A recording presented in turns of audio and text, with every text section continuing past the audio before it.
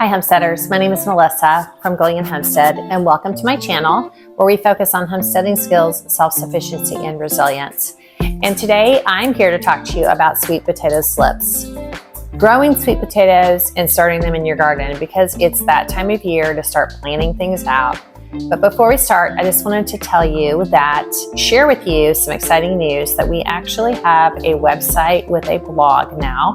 It's called GullionHomestead.com. You can go to our website and we have one actual blog post that has already been published and one that is in the works right now. And that is what this video is about because I'm actually working on a blog post on starting your own potato slips. And I wanted to add a video to that blog as well. So we're going to talk a little bit about what a slip is, how to grow a sweet potato, how to grow your own slips, and how to save money and do this whole process for under $15, which is phenomenal because these are very expensive to buy online.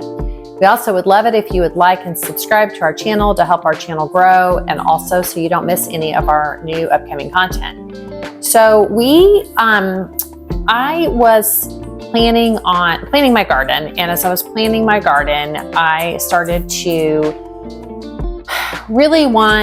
I wanted some potatoes, but we grew enough potatoes last year that we ended up slicing them up, dicing them up, and chunking them and freezing them.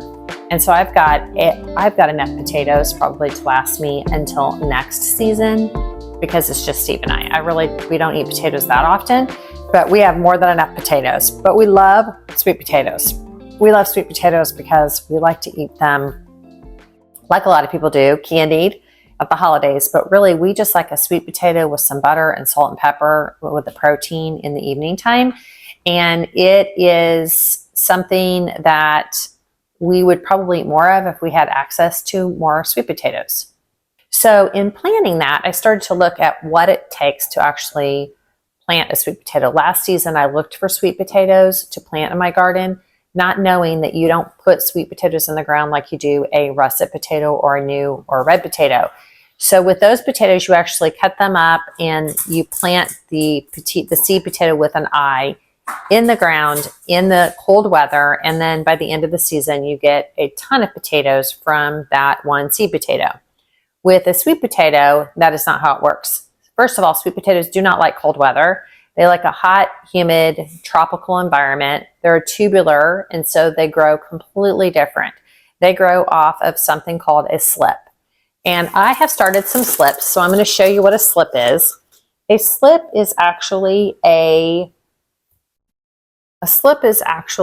little plant that actually comes off of your potato like that. See, it's growing a little plant right there.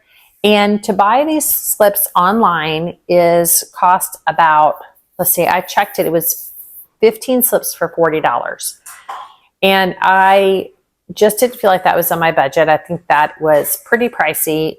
On top of, we're considering actually adding another garden to our lot here. And if we did that, that is pretty pricey. It's, several $100s plus adding the dirt to that. So I was like, I'm not really sure I really wanted to invest $40. I start most of my plants from seed, which is very economical. So I started to do some research on how you can actually grow your own potato slip. So as you can see, this one has got lots of plants. It's really going quite nicely. So what you do is you purchase a sweet potato from the grocery store to start this process. What you need to know about it is that you have to use organic. If you do not use organic, you probably will not get a slip that will grow. And that is because regular sweet potatoes at the grocery store are sprayed with a specific chemical to prevent them from sprouting so that they can stay good longer on the shelf. Organic potatoes are not allowed, or sweet potatoes are not allowed to be sprayed because if they are USDA certified organic, they're not allowed to be sprayed. So you have to start with an organic sweet potato. So I actually bought 5 sweet potatoes. I spent $8 on 5 organic sweet potatoes.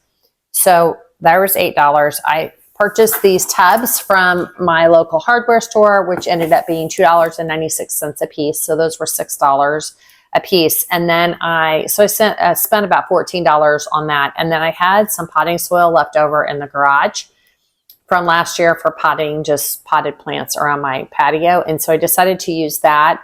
I think that more people had luck with that, with the potting soil, because it has beads in there to keep your soil moist, and that's what you want. So that is all I did. Is I started off with a pot full or a pan full of dirt.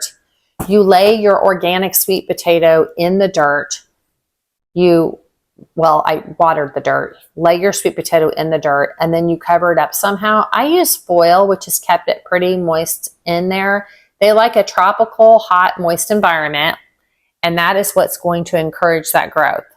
Then what happens is you get these plants that actually, they're like the eyes of a potato. They spurt off, they grow a plant, and eventually these plants I'll be able to pull off and propagate in some water to plant in the soil this summer.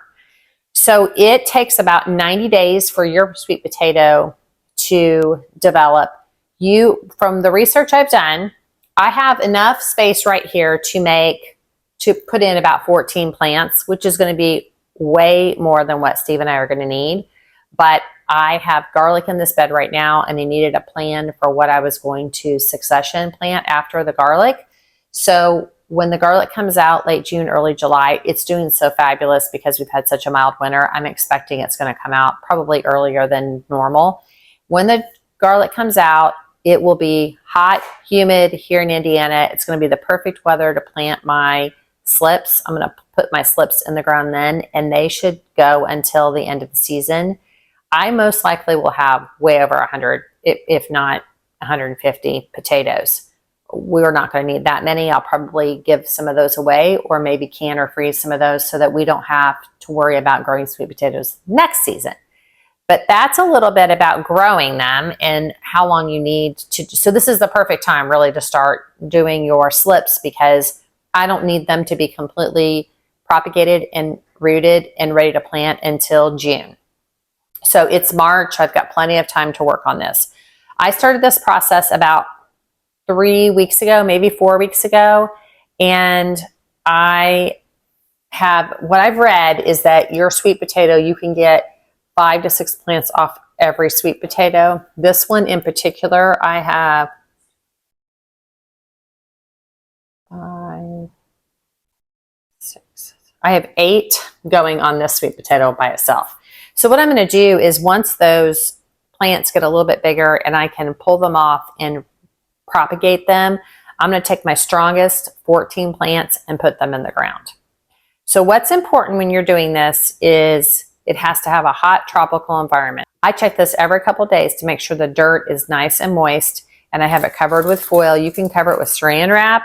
My saran wrap wasn't wide enough, and that's the only reason I didn't use that. You could just put a clear cover, like if you've got those plant covers for your seedling trays. I started with that, but I felt like it wasn't covering it enough and keeping all the moisture in. And then I put it on a heat mat. And if you don't know what a heat mat is, it's just a heating pad for your seedlings that helps to germinate, helps with germination. But it's great for this process because it keeps everything hot, warm, moist, tropical. That's what you need. So we hope you've enjoyed this video. Let me show you real quick what this looks like in the dirt.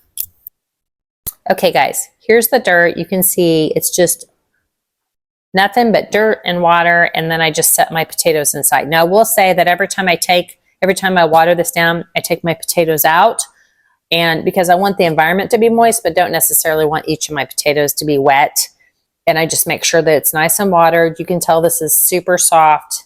The dirt's sticking together. I can actually squeeze some water out of that. It's perfect. Okay, and the other thing I wanted to mention is that the nice thing about this, now that I've got my white little dish tub and this dirt, I can actually just reuse. I'll probably just put it in a pot when I'm done here to plant some plants on my patio. But literally, now that I have this, next year, as long as the price of sweet potatoes does not go up, I should be able to do this whole process for about $8. So $15 was my initial investment, really $14. I just threw $15 in there because I did use a little bit of soil that I actually had in my garage. And so I just kind of calculated in my head about how much that soil that was. Typically, people that have plants have some extra potting soil left over in either a pot or out in their garage or someplace. You could use seedling soil too, but I thought potting soil is really great because it's got those little moisture beads that holds the moisture in. So I think that's good. This process is the reason they're so expensive is because it's just kind of a long process. But if you start them in like February to March, and you're not planning on planting them until the middle of the summer, you've got plenty of time. You actually still have plenty of time to start this now. So if this is something you're thinking about starting now, I would absolutely try it out. And I'm pretty excited with the way it's going. We'll continue to update our blog post with some photos from our garden as the process continues to move forward. Thanks for joining us. We hope that you will like and subscribe to our channel so you don't miss any of our content. Thanks. Bye.